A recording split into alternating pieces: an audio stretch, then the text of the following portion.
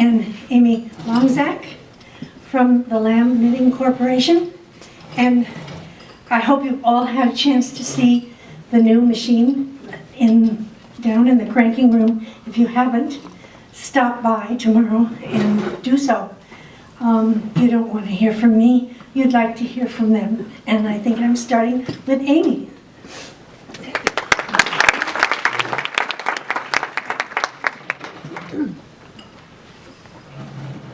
Hello everyone, my name's Amy Lonzak and I'm a third generation engineer at Lamb Knitting Machine Corporation. On behalf of my father, Andy Jokas, I'd like to thank you for having us be part of your convention and also introducing us to your craft. Whenever we have a visitor come to Lamb Knitting, to the factory, we always begin our visit sharing our proud history as an American manufacturer. The newspaper clipping from the Chicago Tribune hanging on our conference wall is the first thing that we show them. The date reads April 15th, 1865, the day after Abraham Lincoln was shot. The paper reads, "Terrible news, President Lincoln assassinated at Ford's Theater." On the far right-hand side of that same paper, there's an advertisement for Lamb Knitting Machines from an agent in Chicago. So this is a special year for us. We're celebrating our 150th anniversary. With the enthusiasm of the circular sock knitting community, we thought, what better way to commemorate our anniversary but to come full circle from where we've started in 1867. Lamb knitting was started by 4 businessmen who purchased all the patents and developments to improvements made to the V-bed knitting machine. The name Lamb comes from a pastor named Isaac Lamb, who's known for making improvements to the machine's versatility and usability. So for any of you who aren't familiar with a V-bed flat knitting machine, there's 2 needle plates opposed to one another at about a 45-degree angle. And what makes it unique is you can knit a flat product, a tubular product, ribbed or plain jersey, and you can vary the width just by simply adding needles to the left or right, or making it really narrow by using only 1 needle. So this machine was a hand crank machine, and it was developed for home knitters to make mittens and stockings. These machines were later automated for commercial use, and we actually still service some of these very old machines to this day.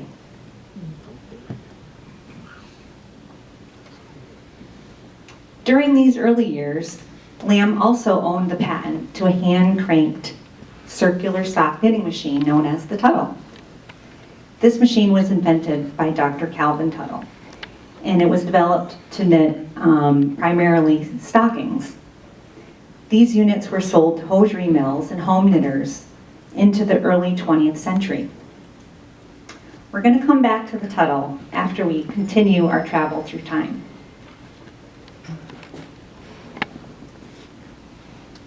From that point on, Lamb Knitting Machine was known for being manufacturers of knitting machines for the apparel industry.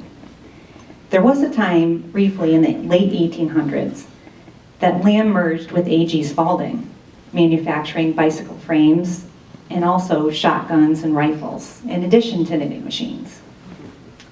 Lamb closed briefly during the Depression and was reorganized by 4 of the original company's employees as the Lamb Knitting Machine Corporation in 1931.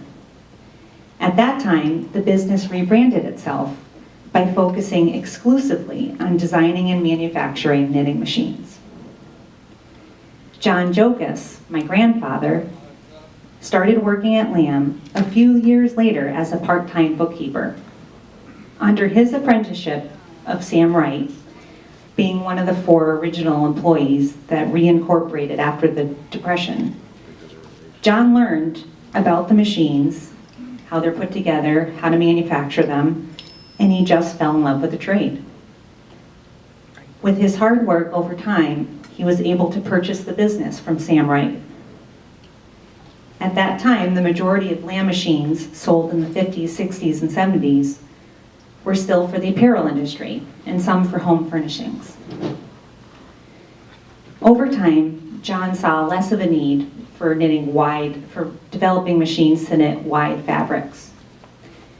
So once again, Lamb rebranded itself as a manufacturer of knitting machines for narrow fabrics. Narrow fabrics being anything from 4 inches wide and less, down to 1/8 of an inch. My father joined Lamb Knitting in the 70s, making Lamb a family-owned and operated business. He developed machines to knit industrial fabrics, such as stainless steel, wire, and Kevlar. Some of these fabrics can be found in automobiles, on the inside of your oven, in power plants. Bill Jokas, my father's brother, joined the business shortly after. I always thought my dad and Bill made a great team. Both having a degree in mechanical engineering, Bill being an articulate communicator, one enjoying dealing with the customer, and my father being the man behind the scenes, a pure design-driven engineer with exceptional knowledge of machining processes. Further adding, just want to make sure I wasn't supposed to advance me. Further adding to the family presence at Lamb, my Aunt Ginny, who's here tonight, joined the business as the office manager in 1980s. Her father's daughter, she does all the bookkeeping, shipping, receiving, payroll, pretty much everything that's done in the office, she does. By the mid-90s, there was a steady decline in machines sold to the apparel industry as global competition increased. However, during this time, knitted textiles were becoming more prevalent in the medical industry, and Lamb began designing and manufacturing customized equipment for medical companies. So for those of you who know that a knitted product, it is good for medical industry because it's porous, it's elastic, it's comfortable. Those are all features that make it good for use within the body and on the outside of the body. So when I joined the business in year 2001 after earning my engineering degree, one of the first projects I worked on was for a medical company in Europe. Actually, I didn't really work on it. I more so apprenticed under my dad and watched him work on it. Ironically, they had a specialized hand knitting process that they wanted us to automate, which we did. And I think they have about 6 units that are still in operation right now. And as a matter of fact, they just purchased some replacement parts for those units. So in the early years that I worked at Lamb, and back to the years that I worked in the office as a young girl, I watched Lamb Knitting evolve from shipping up to 100 identical machines with standard options to shipping far fewer, more sophisticated, customized machines. All the while, our knowledge and expertise expanding in knitting and manufacturing processes. So right now, we find that our niche is the ability to assist our customer who usually doesn't really understand knitting at all. They call us and they'll say, I have this particular filament that I need to knit, and I need it to be this wide or this small, and I need the apertures or the holes in the material to be 200 microns.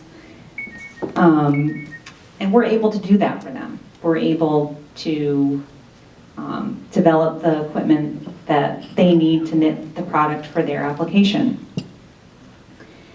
Right now, we're currently building 2 very large machines, large for us anyway. One of them is going to be knitting a biomedical textile, and the other one is going to be knitting a very large diameter fiberglass sleeving. So there's always something new going on at Lamb Knitting. With our manufacturing experience and CNC machining capability, we also have the ability to offer machine shop services to provide our other local manufacturers with machining support, especially short run, quick turnaround orders that they need help with. Okay, so here's a picture of a specialized unit that we designed. It's actually a knitting machine. I know it doesn't look like one. And this kind of shows like the broad array of machines that we make. The one on the left is a very small diameter, fine gauge knitting head, and the space between each needle is about 16 thousandths of an inch. And it's knitting practically invisible wire. The picture on the left, the picture on the right that I'm sure you can see much clearer is a much coarser gauge machine knitting fiberglass, a very large diameter. Well, large for us anyway. Honestly, up until about 2 years ago, my father and I didn't know much about the Tuttle. We received a phone call from a woman in Maine named Mary Coburn, who I haven't met yet, and I think she's sitting back there. Right here. It's her fault. She requested some information about the Tuttle, and I think she was curious about where she could find one. Out of pure curiosity, we began to research this antique sock knitting machine on the internet, and we were amazed at the presence of information and enthusiasm regarding this machine. Little by little, we continued to receive phone calls expressing interest in the Tuttle. I specifically remember one day going on a hunt in the factory for a Tuttle. We have a shelf with a wooden crate that was stored way up high, and I was certain I didn't put it there, and my dad was sure he didn't put it there, and Bill was sure he didn't put it there. So we thought, oh, I bet Papu, which is what I called my grandfather, that's Greek for grandfather, I bet he put it there. So my father got up on a ladder, which he rarely does, and pulled the wooden crate down off the shelf, dusted it off. He took out the crowbar, pried the lid open, and unfortunately, to our disappointment, the box did not contain the Tuttle. It did, however, have a very old V-bed in it, but it did not have the Tuttle. We believe that when the factory was moved within factory to factory in Chicopee, that all the castings, all the spare parts, all the drawings were all thrown away. There was no evidence at all of the Tuttle. So, as a true engineer who loves a challenge, my father decided to take on the Tuttle. For the first time, we've been faced with a challenge of taking an automated process that we know pretty well and turning it into a manual, more of an art process. How hard could that be? So, without boring you with more history, I'd like to introduce the man behind the scenes, the one who took this project on from re-engineering the Tuttle piece by piece, my father, Andy Jonas.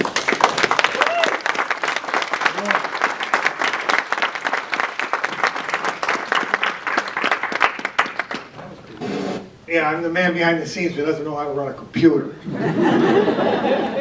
Wow. I couldn't be prouder. Nice job. Thank you. I couldn't be prouder. Anyway, what have we been doing the last 10 years? And unlike my daughter, I don't know anything about PowerPoint, so I said I'll put together a video, which I do a lot of, and I'll show you guys what we've been doing the last 10 years, and then we'll talk about the Tuttle. That's a V-bed that's knitting fiberglass for industrial blankets. By a blanket, I mean something that wraps around a pipe, covers the outside of a furnace, something to provide very high temperature insulation. And let me just let it play.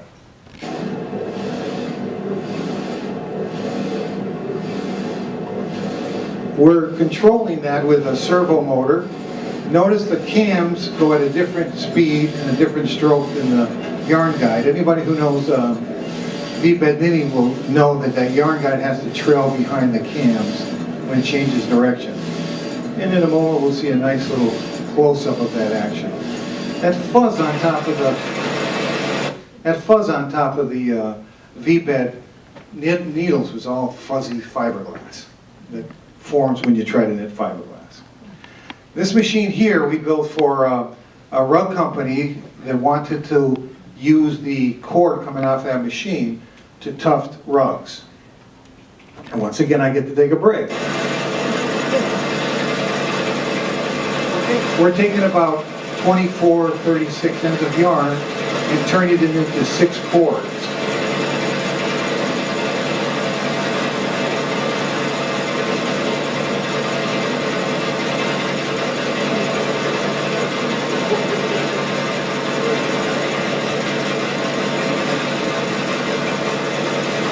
There's a cord just underneath where the knitting head is.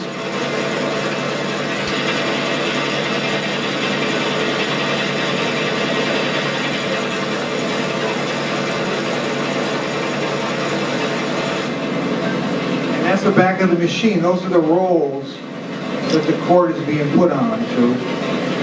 And it's traversing back and forth, and they're the 6 spools being rolled up in the back of the machine. Weft versus warp knitting. You guys all know what weft is. You take one end of yarn and put it into needles one at a time. Warp knitting is the other half of knitting, where all the needles come up together, they grab their own single end of yarn and make, well, let's see what it makes.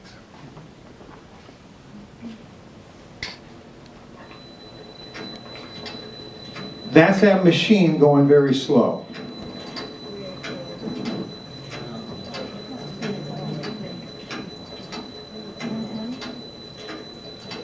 So I think I repeated this little section. I'm waiting for it to start again. What I want you to do is concentrate on this white yarn, and you'll see that it hits all 4 needles because we put a cam up in there so we can make this cool little stripe. Just watch the white yarn. Don't watch the blues. Just watch the white yarn.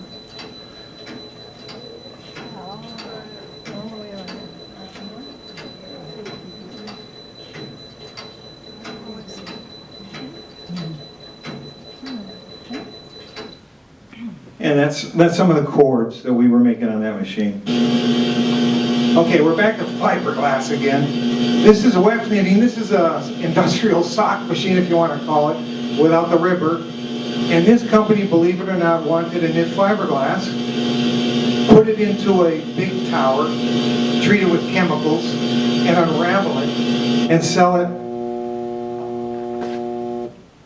it to knit insulated blankets, because you need a high temperature thread to knit high temperature blankets around pipes. So you knit and then you de-knit. But I want you to see how these needles dance as the machine does its thing here.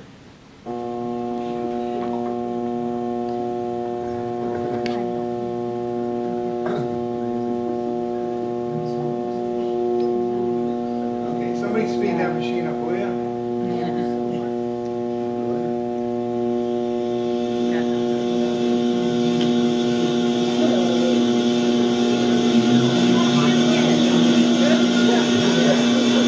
Here's a sock knitter, knitting fiberglass.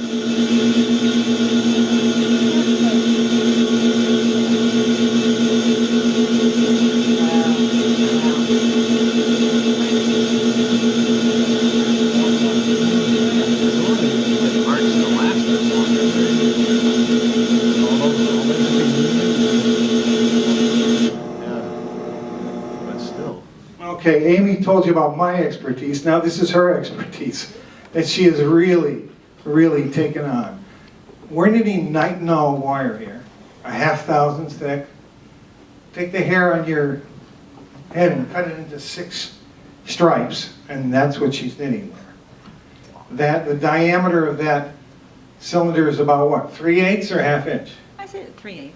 How many needles?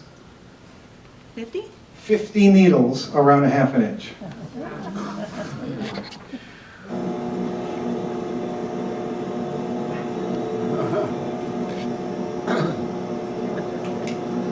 The Emperor's new clothes. This is basically the same thing, but there's white yarn, and it's a better photograph so you can see the latches do their little dance up and down. I did it twice for you.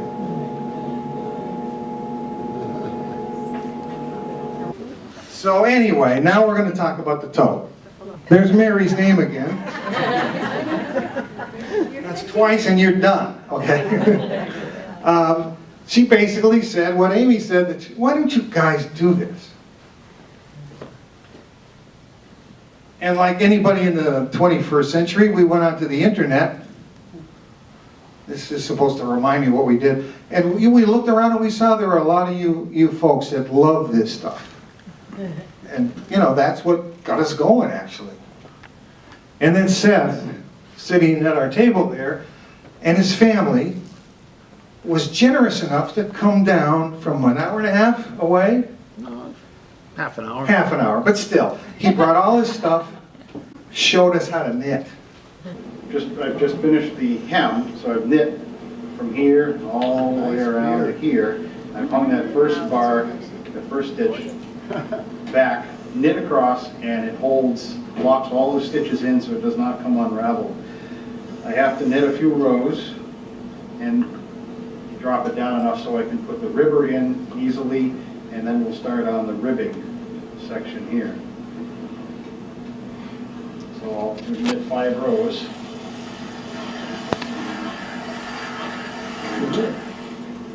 Knit 5 rows, and then we have to put the ribber attachment in.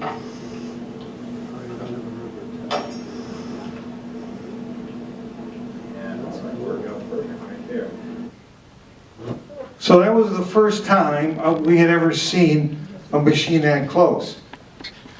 Amy and I were like mesmerized. You know, with the experience we had, we were mesmerized by this old machine that some guy designed, you know, long before our lifetimes. So then I went to Candy Terry's website and saw, have you all seen that video of the tunnel that she did? If you haven't, it's a beautiful job she did. And that got us hooked even more because, you know, it showed us what a sophisticated, beautiful design we were building before we were born, obviously, a long time ago. That's a video, okay. And then I had some talks and some emails with Fred Hawk was here, and no, he gave me a lot of insight. So, you know, I'm learning, you know, day by day, month by month.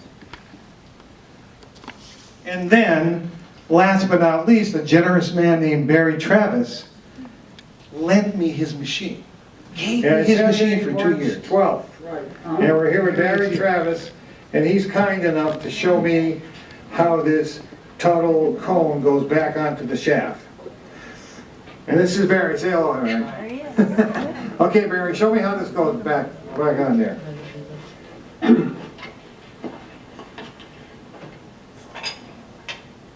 Now, does it only go on one way? Okay, so you put it anywhere, okay. Makes no difference. Okay. And that's a one-piece nut. One-piece nut. And you tighten it, how tight? Just hand tight on there? Okay. That's it, so it spins. Now, how, when you unscrewed it, how did you get this to stop? You had to have this bar in the notch. Okay, I got you, So the okay. bar won't turn. Okay.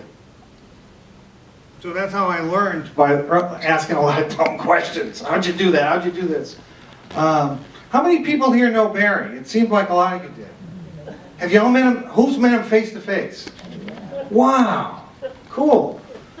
So that was the real him, right? Yeah, that was the real guy. Okay, so this is his machine taken apart. This is his original tunnel taken apart. There's a casting that I tried to figure out what it was doing. And back then, the old lamp company cast their gears, and there it is there.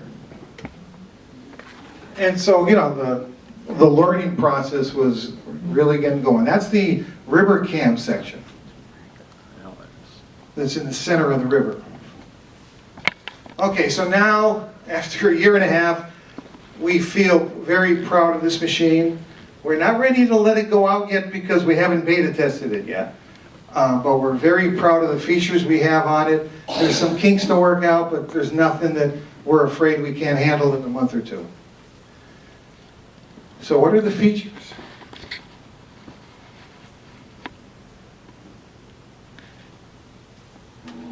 The revolving cylinder, having learned how, the commercial sock machines work, I knew that the revolving cylinder gives this machine the versatility that allowed us to add features to the machine that the Tuttle didn't have. There we're knitting 2 feet, one color on the right and one color on the left.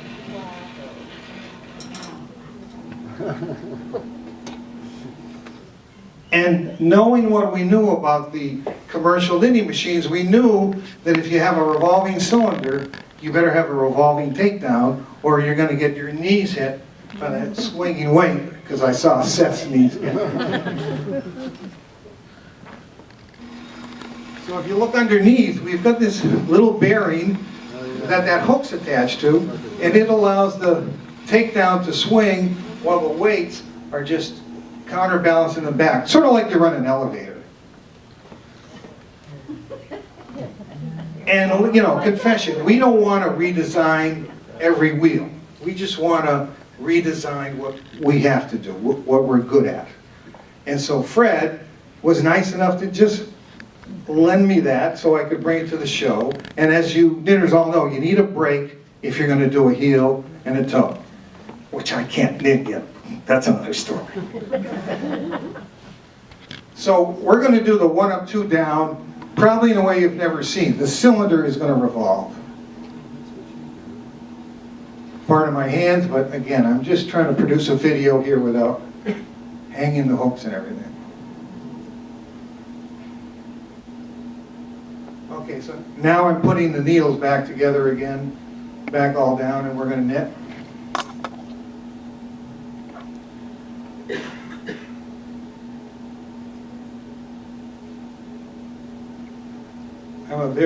I'm not a knitter, but when I do knit, it's very, very slow.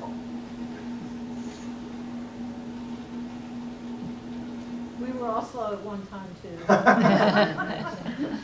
So, a beautiful advantage of the Tuttle is it uses the same needle to knit on the cylinder as it does on the cone ribber, the cone ribber.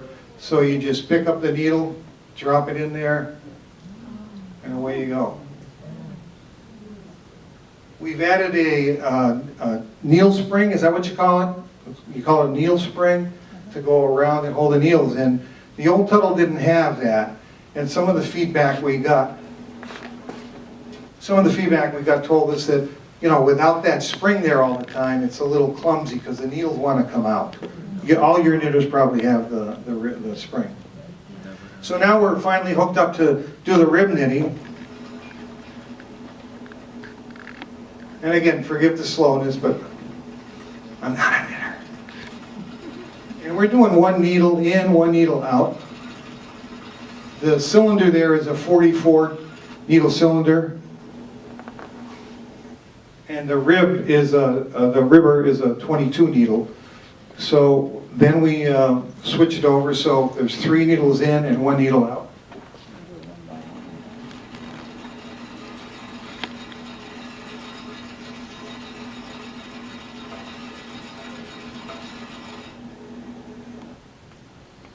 And there's a good close-up of the 3 needles knitting on the cylinder versus the 1 needle knitting next to it. And now we're removing the ribber needles. Again, I'm sort of using this video as a sort of class instruction to how to run the LT150. We call it the Tuttle, but it's really the LT150. Okay, we're almost done, and I figured I'd show you a little difference in the LT150 that's kind of crazy. A lot of you people are used to revolving the camshell. Well, just like the original Tuttle, the LT150 revolves the camshell. But if you're not careful, when you switch, you're going the wrong way. So I figured, just as a sort of trick, I'm going to show you that, well, if the cylinder revolves counterclockwise, then when you shift to have the camshell, this thing here, knit and you just want to keep going, what you do is you just revolve this in this direction. So if the cylinder spins in this direction when it's knitting and it's spinning, if you want to stop the cylinder, you better make sure you turn the handle backwards and go in that direction. Let's see if it looks right.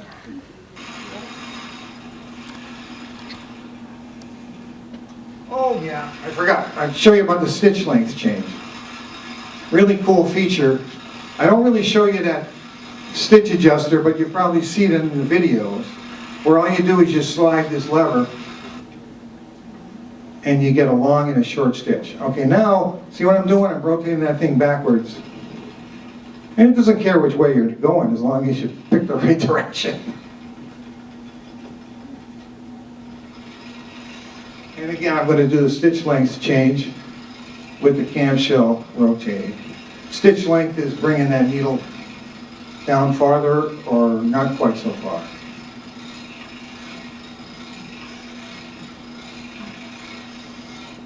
And we're done. Okay, I'm supposed to ask if anybody has any questions. Anybody have any questions? Yes. So Andy, in this very last segment, I'm not quite getting it, I don't know if everybody else did. If you reverse direction, does that halt the cylinder's movement and move the camshell just by reversing direction? Oh, no, the Tuttle, the LT150 has levers that you have to stop the machine and switch over. Okay. That's a great question, because I really didn't want to take the time to show that switch over. Okay. You know, you have to stop the machine, latch the cylinder from moving, and then latch the camshell into rotating.